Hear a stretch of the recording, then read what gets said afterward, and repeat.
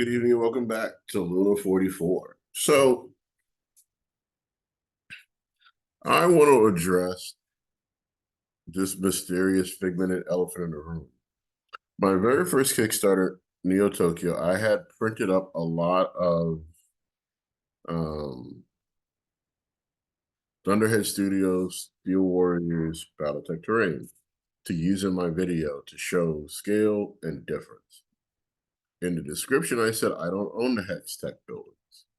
I've clarified this various times online. My stuff is not designed using Blender, Mesh Mixer, or any of the high-end programs. Couldn't afford it. I used Tinkercad.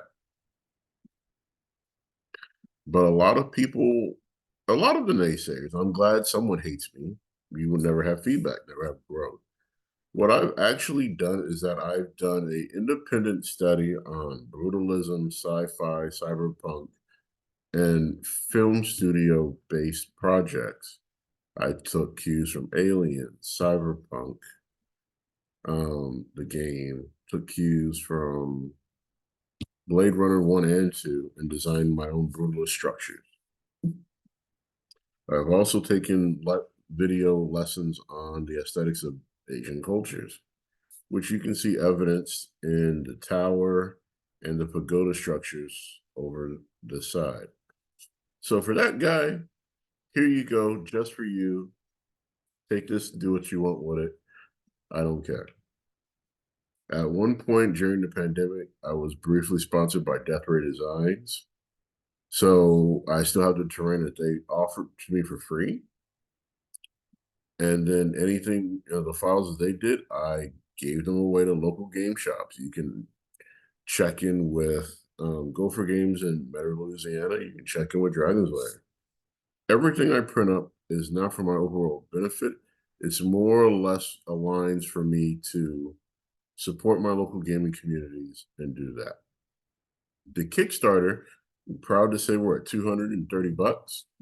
So if you know anybody that's looking for homegrown terrain that's designed by an educator who is trying to teach the business aspect of hobbies to profit, please drop a like, a subscriber, and a comment, and we'll go from there.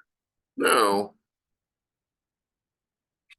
the other side of this is that a lot of people have shot me messages. What happens if I want physical prints?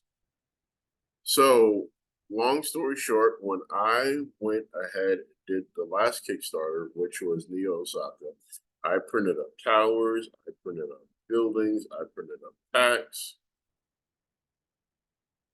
I went ahead and had stuff bundled ready to go. Didn't sell. So the last bundle is now on Kickstarter.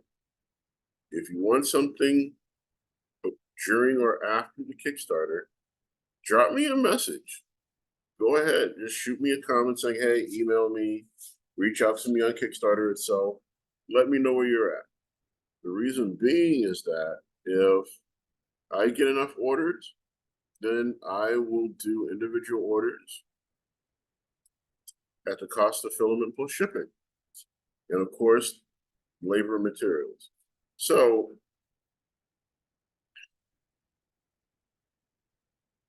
keep in mind the modular product terrain and everything I'm working on is strictly to cover costs.